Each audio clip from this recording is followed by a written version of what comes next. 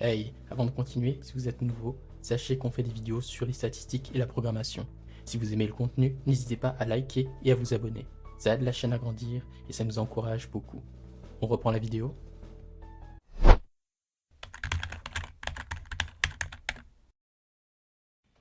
Shalom tout le monde, j'espère que vous portez bien. Alors cette fois-ci, vidéo de réaction, on va regarder en fait cet article. AI, we replace coder, not engineers. Learn CS now. Donc du coup, c'est un article qui vient en fait du site Dev Community. Donc je vous recommande vraiment ce site parce qu'en fait, il présente plein de posts, plein de podcasts, plein d'autres contenus, tout ça lié en fait au développement, aussi dans l'aspect sécurité, mais aussi dans l'aspect machine learning aussi, donc il y a vraiment de tout. En plus, vous pouvez vous créer un compte si vous avez déjà un compte GitHub avec vous. Donc voilà, c'est pour ça que je vais juste faire justement cette lecture, faisons-la ensemble. Et pour simplement faciliter les choses, vu que le texte est en anglais, je pourrais très bien le lire comme ça, mais étant donné qu'on fait du contenu francophone, je vais utiliser la traduction anglais-français. Je vous garantis qu'il risque d'y avoir des fautes, mais on va faire avec. Donc salut, comment savez-vous si vous êtes codeur ou ingénieur? Donc telle est la question. Alors tous les codeurs ne sont pas ingénieurs, mais tous les ingénieurs sont des codeurs. Il semblerait qu'il y ait plus de codeurs que des ingénieurs. Donc on va voir si on se retrouve en tant que codeur ou en tant qu'ingénieur. Si vous êtes venu en technologie à partir d'un bootcamp ou des tutoriels YouTube, intéressé à un emploi il y a 2 ans et que vous devenez senior quand vous apprenez plus d'outils, et je suis désolé, j'étais là, vous avez frappé l'iceberg maintenant. Donc la traduction en français, pas très chaud, mais... Donc on voit que dans l'iceberg, pour les personnes qui connaissent un peu les théories qui sont sur les icebergs, que nous avons une partie qui est émergée, donc émergente, donc qui est en dehors de l'eau, et il y a une partie qui est immergée. Et la faculté en fait des icebergs, c'est que la partie qui est immergée à l'intérieur est beaucoup plus grande que la partie émergente. Donc ça peut être une très bonne image pour ceux qui représentent finalement une connaissance qu'on a des choses qui est surfacique comparée à toute la connaissance qu'il faut. Et donc je ne sais pas si cette image-là n'a été créée par son auteur ou l'auteur de cet article ou si elle a été trouvée par internet, mais on peut voir quand même des choses. Programming language et framework, je pense que c'est là où pas mal peuvent s'arrêter. Et après, donc oui, nous avons le computer, networking, algorithme, data structure, how hardware works et operating system. Donc voilà, ce genre de connaissances, je peux l'avouer. Donc si on fait un diplôme de computer science ou de sciences informatiques, toutes ces informations-là, on les a. Mais après, c'est la question que je me pose. Est-ce qu'il ne devrait pas y avoir aussi un peu plus d'éléments? Parce que moi, je suis quelqu'un qui aime beaucoup la théorie. Donc j'aime bien aussi les approches formelles, mais je trouve aussi que la pratique apporte vraiment une plus-value. Donc on peut vraiment apprendre quelque chose ou comprendre quelque chose lorsque on la pratique. Mais bon, pour l'instant, on va le laisser faire sa cuisine. On va voir ce qu'il va nous dire en plus. Mais je peux déjà construire une application. Pourquoi s'embêter? Donc voilà, ça c'est une bonne question aussi. Donc l'IA va construire de telles applications dans 2-3 ans. Donc je suppose qu'il ne s'est pas trompé vu que nous avons vu maintenant la sortie de Devin AI. Je pense que pour certains d'entre vous, vous avez déjà entendu parler de ça. Donc, si on va dans Devin AI comme ça, donc c'est l'une des premières IA qui est capable donc de faire un peu le travail d'un développeur. Donc là, ça me casse un peu les yeux. C'est parti. Et on parle ici de Devin, First AI Software, donc vous pouvez le lire. Mais en fait, c'est une IA qui est vraiment très puissante. Donc si je vais mettre en muet, CTRL-M, c'est une IA qui est très puissante parce que en fait, elle a pas seulement que le prompt de ChatGPT, mais elle a aussi, une prompt à la ChatGPT, je veux dire, mais elle a aussi en fait un éditeur de code. Elle a aussi un terminal et elle a un navigateur. Donc cette IA peut utiliser les trois. Donc elle est capable de recevoir des instructions, même recevoir en fait des liens maintenant qu'elle a un navigateur. Elle va commencer à se créer une sorte de to-do list de tâches qu'elle doit faire. Et ensuite, à partir de là, en fait, elle va utiliser le terminal ou l'éditeur justement pour pouvoir écrire le code. Il peut même en fait utiliser des outils comme Git pour pull des repositories, des travaux et créer des choses. Donc il est vraiment pas mal autonome et arrive à faire beaucoup de choses incroyables.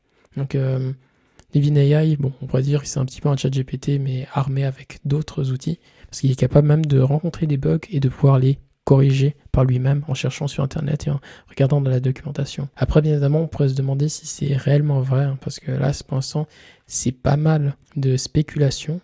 Donc, il faudrait voir justement Devin AI, donc avoir cette AI en tant que telle pour pouvoir se faire un réel avis. Mais en tout cas, je trouve ça assez incroyable et ça prouve très bien quelque chose. Donc si nous sommes seulement que des développeurs qui ne savons seulement que suivre des instructions sans développer des choses nouvelles ou sans construire des choses nouvelles, parce que bon, les IA sont quand même entraînés sur du contenu déjà traversé, donc si on n'est pas innovateur, on risque de très vite de se faire remplacer par des IA. Donc moi je suis aussi d'accord, l'IA prend aussi de la main, donc le fait d'être codeur ne sera plus du tout suffisant. Donc assembler la DB avec un cache et la mise en place de microservices gérés par une file d'attente et pas de l'ingénierie. Son codage selon les meilleures pratiques. Donc oui, en tout cas c'est sûr, il y a certaines actions on va dire qui sont un petit peu rébarbatifs et qui peuvent presque littéralement être automatisés. Donc si vous êtes un codeur et que vous écrivez tout le temps la même chose, c'est vrai qu'il pourrait y avoir des moyens de pouvoir simplement optimiser le workflow et travailler en fait de façon plus efficace. Et voilà, donc juste voir ce que vous êtes en mesure de faire là-dessus. Donc si on dit les codeurs copient le flux de pilé, ça comme par exemple c'est bizarre, le flux de pilé par message d'erreur. Les ingénieurs savent ce qu'ils veulent copier à partir de l'empilement de Stack Overflow. Ok, donc c'est ça. Donc c'est juste qu'il y fait une différence aussi. Deuxième différence, c'est que là, les codeurs, eux, ils copient tout. C'est-à-dire qu'ils comprennent pas vraiment ce qui se passe au niveau du code. Alors que les ingénieurs, eux, vont simplement prendre vraiment ce qu'ils ont besoin. Et c'est ce qui peut présenter en fait cet exemple-là. Parce que je me rends compte que cet article-là est sorti. Il est sorti en fin 2023, justement. Ça me surprend qu'on parle un petit peu de Stack Overflow, mais c'est vrai qu'il y a toujours encore beaucoup de réponses existantes qui sont résolues par Stack Overflow au lieu de ChatGPT. Mais voilà, c'est ce qui se passe ici. Donc, le codage est une tâche répétitive. Voilà, c'est là où on arrive. Le codage est une tâche répétitive de frapper les caractères conformément aux meilleures pratiques définies par les ingénieurs. Donc, c'est juste une implémentation, c'est pas l'écriture normale.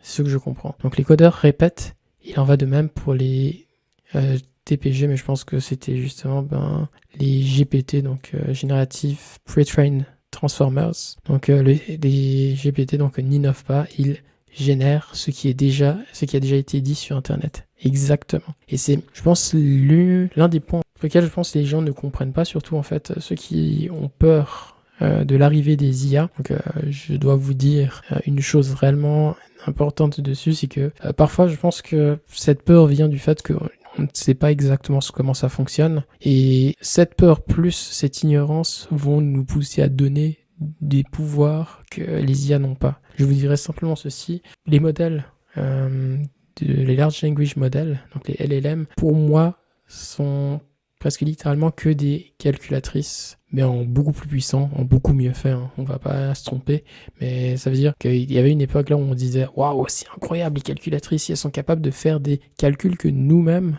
en tant qu'êtres humains, nous ne sommes pas capables de faire de tête, et ils le font en quelques millisecondes. » On se dit « Waouh, c'est impressionnant. » Ici, dans les Large Language Models, on se retrouve en fait à peu près dans la même situation. Dans le sens où, en fait, on n'est même pas encore arrivé au stade où nous avons des IA qui sont sentientes ou qui sont conscientes. Et on risque de prendre beaucoup de temps pour arriver jusque-là parce que, pour l'instant, on a juste des IA qui sont très puissantes. Le modèle de GPT fonctionne, en fait, de façon spécifique. Si vous allez, en fait, dans... Je pense qu'on peut mettre Transformer...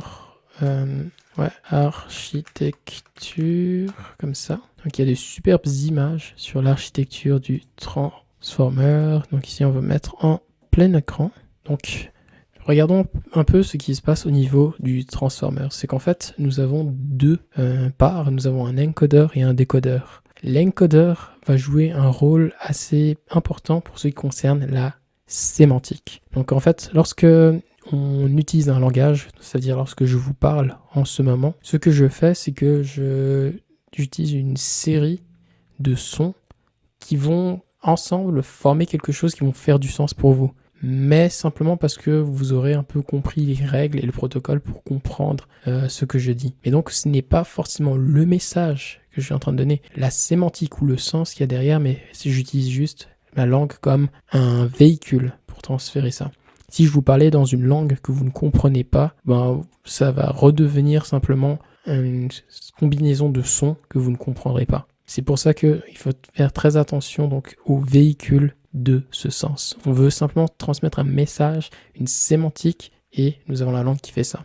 Pareil, même lorsqu'on utilise de l'écriture. Parce que là, on voit encodeur, décodeur. C'est juste des lettres qui vont faire sens dans mon cerveau parce qu'il y a des règles et chaque mot va porter en fait un sens particulier. Les phrases vont porter un sens particulier. Donc, c'est comme ça qu'on arrive à transporter ou donner du sens là-dessus. Et donc, l'écriture, c'est simplement des couleurs différentes. On va dire que là, c'est du gris dans du blanc. Donc, une personne qui ne sait pas lire, c'est littéralement ce qu'elle voit. Donc voilà, c'est simplement pour dire que tout ça transporte du sens.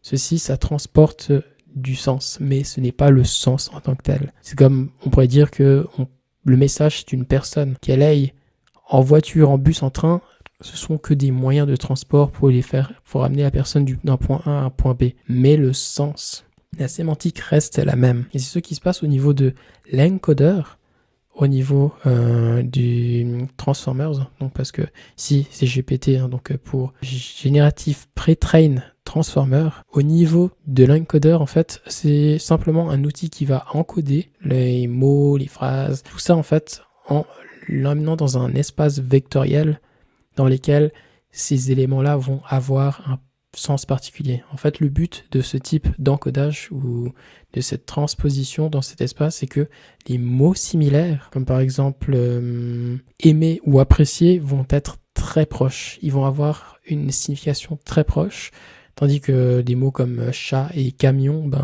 vont avoir des sens très différents et donc seront éloignés.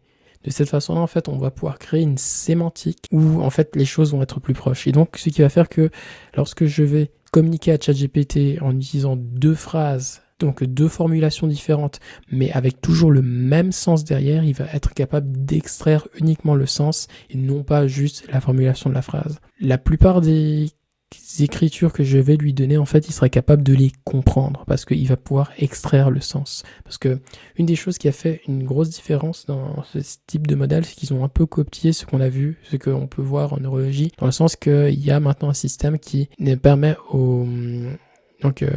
permet justement à ce système de réseau de neurones de pouvoir comprendre le sens d'une phrase en se concentrant sur des éléments différents. Parce que c'est ce qui se passe dans notre cerveau, on porte attention sur certains mots par rapport à d'autres et donc on arrive à apporter plus de corrélation dedans et donc extraire plus de sens. Donc c'est encore une autre chose qui a été copiée du comportement humain, ce qu'on fait de façon inconsciente, mais nous avons ça. Donc l'encodeur est un point assez important et principal parce que c'est lui qui va permettre de pouvoir donner du sens. Le décodeur va pouvoir aussi être en mesure de pouvoir, à partir de ces questions-là ou ces informations obtenues, de pouvoir être entraîné pour donner des résultats. Donc c'est là où on pourra mettre des inputs en disant si on a ça, il va falloir avoir ça, si on a ça, il va falloir avoir ça.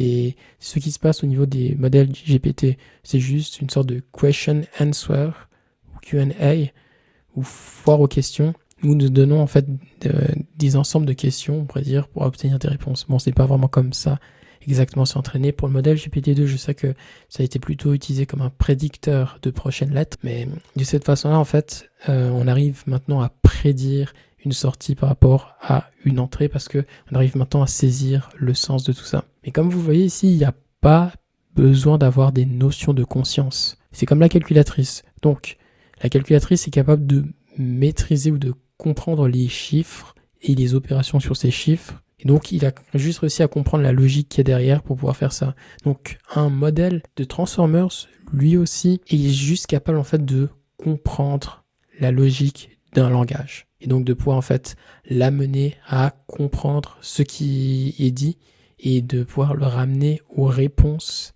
les plus proches en fait. Donc il faut arrêter de penser que ce sont des outils ou des systèmes qui sont intelligents parce que lorsqu'on parle d'intelligence artificielle, il va falloir déjà savoir comment on définit l'intelligence et vous verrez qu'il y a beaucoup de personnes qui ne sont pas d'accord sur ce genre de choses. Mais voilà, le but, c'est pas de simplement faire toute une disserte dessus, mais c'était justement pour au moins éclaircir ceci, c'est que on accorde encore un peu trop de crédit à l'intelligence artificielle. Il y a eu énormément de progrès, ça c'est sûr. Je vais pas mentir dessus, il y a eu énormément de progrès, mais je pense que les personnes ont tendance à penser que l'IA a donné beaucoup plus de pouvoir que ce que l'IA a en ce moment-là. Bon, après, c'est vrai qu'il y a des discussions sur le thème de l'émergence, mais je pense que ça peut être pour un autre sujet. Mais voilà, donc il faut faire attention quand même à ce qu'on dit au niveau de l'IA. Donc là, on revient dessus. Donc ici, c'est les ingénieurs proposent des solutions jusque-là indisponibles au problème. Et c'est là où on risque d'avoir une réelle différence. Parce que, si vous m'avez bien entendu, donc une IA, elle est entraînée sur un ensemble de données. Donc elle ne pourra jamais nous permettre de pouvoir comprendre des choses qui sont nouvelles. Donc c'est pour ça qu'on dit qu'on ne peut pas demander à ChatGPT qu'est-ce qui s'est passé hier aux infos. Parce que elle a été entraînée sur un certain nombre de données. Et pour entraîner l'IA, faut d'abord bien traiter les données, bien sûr. Trouver les données correctes, parce que ça aussi, c'est un défi, un challenge. Et après, entraîner l'IA pendant une longue période. Mais c'est-à-dire qu'on ne peut pas ajouter des informations supplémentaires pour augmenter en direct l'intelligence de l'IA. Donc, elle aura toujours une marge de retard là-dessus. Et là aussi, la marge où il y a, c'est que si dans l'IA, il n'y a pas les données qui sont là pour répondre à une certaine question, ça ne marchera pas. Donc c'est un monde fermé, c'est-à-dire tout ce qui est en dehors, l'IA sera incapable de donner des réponses. C'est pour ça qu'on peut dire qu'à partir de là, les IA peuvent halluciner. Quand les IA hallucinent, c'est parce qu'on leur pose des questions pour lesquelles ces questions-là n'ont soit rarement été posées, parce que plus une question a été posée, plus un sujet a été débattu, plus ça va être présent sur Internet et donc plus l'IA sera en mesure de pouvoir répondre, moins en fait on arrive à trouver, donc moins justement c'est répandu et moins on arrive à trouver des réponses. C'est pour ça que comme par exemple, si vous demandez à l'IA, ChatGPT notamment, de répondre à certaines questions en utilisant Python, elle va être forte là-dessus parce qu'il y a beaucoup de contenu sur Python. Mais si vous lui demandez sur des langages pas très connus comme NIM, Rust aussi a eu quelques soucis à ce niveau-là parce qu'il n'y a pas non plus 2500 milliards de quantité de code en Rust. Donc là aussi, il y a une limitation. C'est pour ça que les données d'entraînement sont un peu particulières. Donc si vous êtes vraiment basé sur des connaissances que pas beaucoup ont, vous avez de la valeur ajoutée par rapport aux IA. Maintenant, une autre règle qui donne, c'est que les ingénieurs innovent. Ils sont donc précieux. Copient des codeurs de sorte qu'ils peuvent être remplacés. Donc les codeurs, je pense qu'il dit juste que les codeurs copient, donc ils peuvent être remplaçables. Vous voulez continuer à passer ton pour copier-coller. Alors vous voulez continuer à passer votre temps à copier-coller jusqu'à ce que l'erreur soit corrigée. GPT-6 vient de chercher. Donc là maintenant, on peut même plus vraiment dire GPT-6, on peut parler de Devin AI. Donc c'est OK, qu'est-ce que tu suggères ? Non, OK, qu'est-ce que je suggère ? Donc qu'est-ce qu'il suggère ? Commencer à apprendre les fondamentaux en informatique. Donc il améliore la pensée d'ingénieur et les compétences de résolution de problèmes. C'est comme ça que vous faites la différence et de la valeur. Donc là aussi, je suis d'accord avec ce qu'il dit. Pour moi, je pense que avant tout, avant d'être un codeur, avant d'être un développeur d'applications, nous sommes des problem solvers, dans le sens où nous résolvons des problèmes. Donc après, je pense savoir où est-ce qu'il veut aller. Je suis pas non plus ultra fan des personnes qui disent qu'il faut avoir un computer science degré, bien que j'en ai un. Il peut y avoir bien d'autres, mais c'est-à-dire je pense pas que ce soit forcément le chemin en or pour tout type de situation. Mais c'est sûr que si vous avez un computer science degree, vous êtes très difficilement remplaçable. Et donc voilà, donc on dit qu'il faut apprendre le computer science. Donc aussi la réflexion sur le niveau de l'ingénierie et de la critique. Donc c'est vraiment avoir l'esprit ouvert. Et je dois vous avouer que dans ma formation, dans le cursus que j'ai eu en sciences informatiques, donc computer science, j'ai pu apprendre des choses, mais j'avoue que c'était un peu manquant, comme par exemple en termes de technologie, en termes d'éléments récents. Il y a beaucoup de choses que j'ai dû apprendre par moi-même. Mais une chose que la science informatique m'a permis m'a donné que j'aurais pu très difficilement trouver ailleurs, c'est finalement la capacité à pouvoir réfléchir et à résoudre les problèmes. On a eu pas mal de mathématiques, pas mal de méthodes ou de choses qui nous permettent en fait de modéliser un problème, de comprendre un problème et d'apporter une solution. Donc ici, je suis complètement d'accord. Ça va nous permettre de pouvoir en fait simplement crafter des solutions, de créer des solutions qui peuvent répondre à des problèmes. Aussi, n'oubliez pas, un conseil que je dois vous donner, c'est que ne soyez pas payé comme par exemple pour le nombre d'heures que vous faites généralement lorsque vous faites comme par exemple la freelance ou quelque chose comme ça. Parce que vous vous rendrez compte qu'au fur et à mesure que vous avancerez, au fur et à mesure, vous deviendrez compétent et vous gagnerez en fait en expérience. Et ce que je vous propose de plutôt faire, c'est plutôt chercher un moyen de pouvoir être payé par rapport à la valeur ajoutée que vous donnez. Comme ça, lorsque vous vous améliorez, en fait, vous vous apporterez beaucoup plus de valeur aux personnes et donc vous serez justement mieux à payer. Parce que sinon, dans les cas où vous travaillez en termes d'heures, même si vous devenez meilleur, même si vous devenez plus performant, même si vous devenez plus efficace, vous êtes payé la même somme et ça, pour certains qui ont besoin aussi de motivation externe, et on aurait besoin aussi d'un peu de motivation parce qu'on pourrait gagner plus en devenant meilleur. Obtenez plus, je pense, c'est surtout peut-être le fait d'apprendre et ensuite montrer et jouer un rôle de chef de file. Donc ouais, leadership aussi c'est important. CTO, quelque chose que vos compétences sont pertinentes. Donc, je n'arrive pas à voir ce que c'est CTO, mais donc je pense que ça doit aussi être quelque chose qui montre que nos compétences restent pertinentes, mais bon, je vais arrêter, je comprends pas ce que ça veut dire. Donc, ouais, être remplacé, aller faire de la musique, de la comédie triste. Donc ouais, il propose plutôt ça. Voilà. Donc le plus tôt vous verrez le mur, mieux c'est donc si je suis ici, je suis en train de pointer devant vous. Ouf, j'arrive pas à comprendre du tout ce qui est écrit là. Donc apprenez l'informatique pour résoudre les problèmes et améliorer l'ingénierie et la pensée critique. Et pour moi, justement, je suis complètement d'accord. Pour moi, la pensée prime.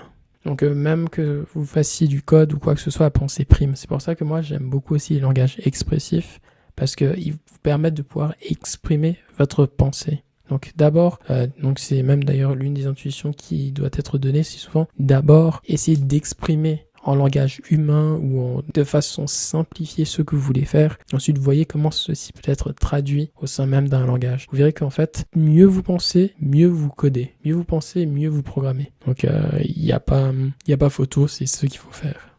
Donc, l'IA et les LLM comme GPT viennent pour les tâches répétitives que font les codeurs. La meilleure façon de rester dans le jeu est de devenir l'innovateur plutôt que l'implémentateur. Je suis totalement d'accord, il a totalement raison. C'est mieux donc de chercher dans l'innovation plutôt que d'implémenter. D'accord ? Je dois avouer que si, comme par exemple, vous veniez d'un autre corps de métier et que l'informatique est votre ressource pour trouver un job, ça a l'air un peu pas juste et que vous risquez d'être remplacé par une IA. Mais je pense que si vous faites assez d'efforts, ça devrait encore jouer à ce niveau-là.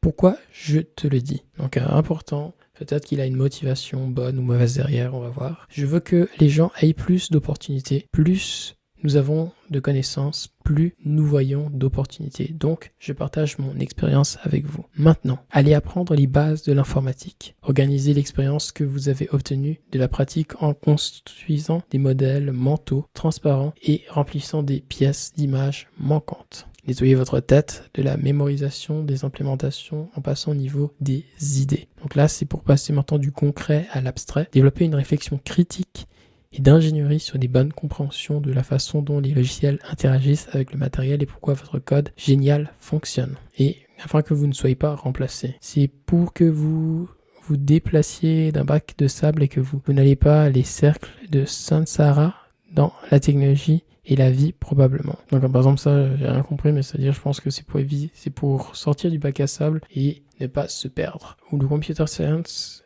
n'apprennent pas donc un autre cadre, ou le langage de programmation. D'accord, donc un autre cadre, je pense que c'est un framework. Donc oui, les computer science n'apprennent pas les frameworks, c'est les langages de programmation, donc là je suis complètement d'accord parce que on n'a pas vraiment vu de frameworks. Les langages de programmation, on a dû travailler aussi avec des langages vieux, des langages aussi que je voulais pas. Python, je sais qu'il est très populaire et tout, mais c'est vrai qu'on en est un peu trop mis dans mon cursus et j'en ai un peu marre. Pour moi, je suis team Rust, si jamais. Les langages de programmation, il en apprend tout à la fois en comprenant les idées en informatique sur lesquelles tous les outils vont s'appuyer dessus. Donc pas appuyer sur, mais appuyer dessus. Et là, je suis aussi d'accord, parce que lorsque vous comprenez en fait les notions de base, en fait, les outils que vous utilisez en fait importent moins. Donc si vous savez comment cuisiner un certain plat, comme notamment, vous verrez que vous pourrez quand même changer d'ustensile. Peut-être que vous serez moins performant, moins efficace, mais vous serez quand même capable d'arriver au bout parce que vous savez en fait quelles sont les notions qu'il faut utiliser. S'il n'y a pas de four, peut-être que vous trouvez autre chose moins. Il y a des micro-ondes qui ont la notion, qui ont la capacité de pouvoir imiter certaines fonctionnalités de four, mais sans forcément l'être totalement. Mais je crois que vous m'avez compris. Donc ou si ça peut pas être le four, peut-être ça peut être fait dans une casserole, on sait jamais. Pièce de vente, il irait construire un simulateur d'ordinateur 100% pratique. Ok, maintenant celui-là, il n'y a pas besoin de regarder des pièces de vente. Et il finit par un qui suis-je, donc je suis un apprenant de longue durée qui est obsédé par l'éducation et l'aide aux autres à apprendre des choses afin qu'ils ne marchent pas en cercle et alignent leurs mouvements. Et je suis un peu comme lui justement. J'aime bien apprendre et j'aime bien aussi présenter des choses, notamment au travers de cette chaîne. Donc c'est cool. Et donc j'ai commencé à faire des technologies en 2017, des programmes conçus pour Alibaba et je joue maintenant des startups dans les anciens de Dell de Deal et ISC, startup la plus rapide de l'histoire. Donc maintenant il bosse aussi dans les startups. J'ai créé et open source, open commit et trouvé un moyen précis d'écrire du code avec GPT-4 via l'AITDD qui va prendre le monde du codage répétitif de l'IA quand j'ai du temps à en parler aux gens à ce sujet. D'accord, donc pour moi je pense que c'est quand même un type sympa, un type génial, donc j'ai pu lire vraiment ce qui a été donné et pour dire ouais, je suis d'accord avec ce qu'il dit, notamment en tant que oui, vous pouvez vous faire remplacer par l'IA du moment que vous ne comprenez pas vraiment comment fonctionne une machine, ou plutôt si vous n'êtes pas un penseur, un problem solver, toutes vos compétences là risquent de vous poser problème. Parce que après vous verrez que avec l'arrivée de l'IA, il y a des gens qui se réjouissent et des gens qui ont peur de perdre leur travail. Et pour moi, je suis plutôt du genre à me réjouir parce que d'une part, ça va pas vraiment remplacer ce que je fais parce que c'est sûr que j'ai demandé plusieurs fois à ChatGPT de m'aider dans mon travail. À force de même tourner et reformuler les questions, ça marche pas forcément parce que c'est des cas nouveaux que ChatGPT n'a pas traité ou n'a jamais vu. Donc à ce niveau-là, il faudrait peut-être que se rendre à l'évidence qu'il y a des choses que ChatGPT ne peut pas faire, que une IA en tant que telle ne peut pas faire, parce que il faut quand même entraîner sur des données connues. Par contre, là où ChatGPT va pouvoir m'aider, tout simplement sur des choses qui sont déjà existantes et que j'ai pas besoin de refaire. Donc c'est vraiment incroyable que je puisse, comme par exemple, lui demander d'écrire des bouts de code, des choses dans le genre, pour que je puisse juste moi-même me concentrer sur des choses un peu plus importantes. Surtout parce que je veux, comme par exemple, écrire des mails et tout, il arrive à me donner une forme, une structure, et donc moi-même je peux juste changer le contenu. Donc ChatGPT permet d'être plus rapide pour des choses qui les choses qui ne sont pas forcément les plus intéressantes. Et franchement, ça m'aide énormément. Surtout même lorsque je crée un projet personnel, je peux travailler plus rapidement dessus. Donc c'est quelque chose d'incroyable. L'IA gagne tellement en puissance. Donc je pense que vous avez déjà entendu parler du no-code et du low-code. Donc ça permet déjà en plus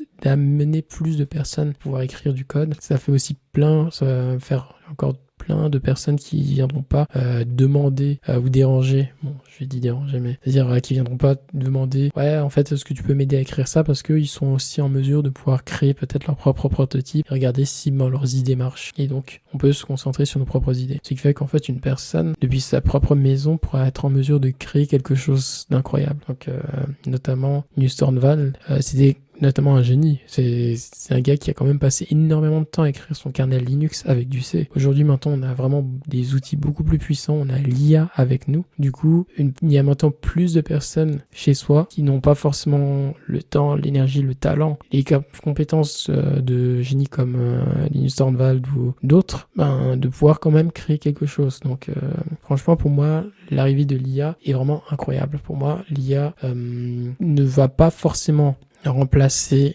les ingénieurs, comme il le dit. Il va juste remplacer les codeurs. Mais ça va apporter beaucoup de choses pour les personnes qui sont déjà dans le domaine et qui, on va dire, font de la programmation, font tout ce qui concerne la science informatique de façon correcte et convenable. Donc Donc c'était tout ce que j'avais à dire dessus sur cette vidéo. Je pense que c'est un petit peu long, donc je pense que je vais faire des coups de pur dessus pour que vous puissiez quand même ne pas trop vous ennuyer dessus. Et voilà, ça c'était un avis donc sur quelque chose qui a été dit justement en ce qui concerne l'AI et son rôle. Donc pour moi, je pense que l'AI ne va pas être un total remplaçant du développeur, mais ça va être un ami du développeur. C'est pour ça qu'on voit maintenant plutôt des titres comme Copilot. C'est plus pour dire que l'AI va travailler avec nous et on va dire que ce serait plutôt peut-être le pire ennemi d'un junior qui ne connaît pas encore grand chose des choses, mais le meilleur ami d'un senior qui a besoin aussi d'être quelqu'un pour écrire des choses ou l'aider à être plus productif. Donc c'était ma petite touche, ma petite note. J'aime bien cet article. Donc l'auteur c'est Dima Soukarev. Je pense qu'il a dû écrire plein d'autres choses comme par exemple Just Git Like a Pro. Ah non, ça c'était une réponse par rapport à ça. Open Commit, Feature Rich CLI. Ah oui, il avait parlé de ce projet. Juste pour montrer le type de choses que les personnes peuvent produire. Donc je pense qu'il écrit et partage par passion. En tout cas, moi je vous dis à bientôt et que Dieu vous bénisse.